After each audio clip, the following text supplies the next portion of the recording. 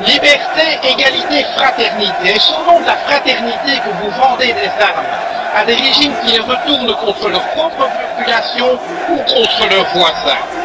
Où est-elle cette fraternité lorsque votre police laser tente ses sacs de couchage de migrants? Procédures expéditives, recours non suspensifs, détentions administratives, voilà les ingrédients de votre projet de loi sur l'asile et l'immigration. Contenir et refouler plutôt qu'accueillir des êtres humains en exode forcé.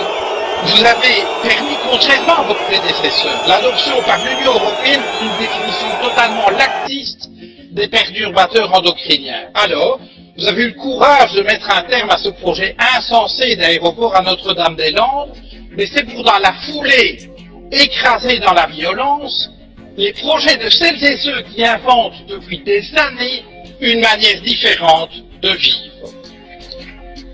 Voici quelques mois que vous avez parlé des gens qui réussissent et des gens qui ne sont rien.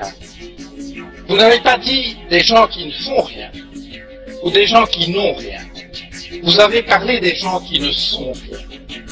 Voyez-vous, pour nous, le projet européen consiste précisément à faire en sorte que plus jamais, en aucun endroit de ce continent, aucune femme, aucun homme ne puisse être considéré. Terroristes syriens et irakiens en quantité choquante, le volume des armes en provenance de l'Union européenne entre les mains des terroristes en Irak et en Syrie nécessite une enquête spéciale selon un projet de résolution mis au point par un groupe de députés européens dont Sputnik a pris connaissance.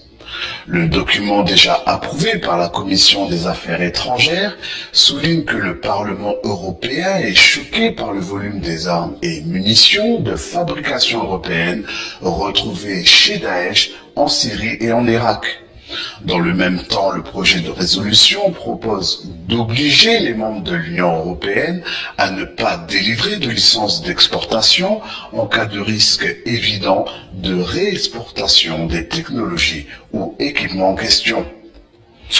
Le Parlement européen appelle les pays membres à renoncer à l'avenir aux transferts similaires, notamment vers les États-Unis et l'Arabie saoudite, indique le document. Tout le long du conflit syrien, les officiers des forces gouvernementales ont à plusieurs reprises fait état de la découverte d'importantes quantités d'armes, munitions et matières explosives de fabrication américaine et européenne dans les zones libérées des terroristes. Et pour terminer, direction les États-Unis. Et les manifestants à Bruxelles, la police a dû faire usage de canons à eau pour disperser des manifestants qui lançaient des projectiles. Au total, une soixantaine de personnes ont été interpellées. Les premiers manifestants sont arrivés ce matin pour protester contre la politique sociale du gouvernement de Charles Michel. Notez qu'un journaliste français a été arrêté par la police alors qu'il couvrait la manifestation. Et à Paris, 2 gilets jaunes ont été reçus par Édouard Philippe à Matignon cet après-midi. L'un d'eux, Jason Herbert, a quitté la réunion prématurément, motif l'entretien n'était pas filmé. J'avais exprimé auparavant, avant de venir, et je l'ai exprimé à nouveau au Premier ministre, la volonté qui était que cet entretien soit intégralement filmé et diffusé en direct de façon à ce que l'ensemble des Français puissent y assister, parce que je considère que je n'ai pas une légitimité supérieure à quiconque pour être ici. Ça a été refusé. J'avais pris des engagements auprès de mes proches qui étaient que si ce n'était pas filmé, de façon à ce que tout le monde puisse y assister, je ne resterai pas. Donc nous en sommes restés au stade simplement des présentations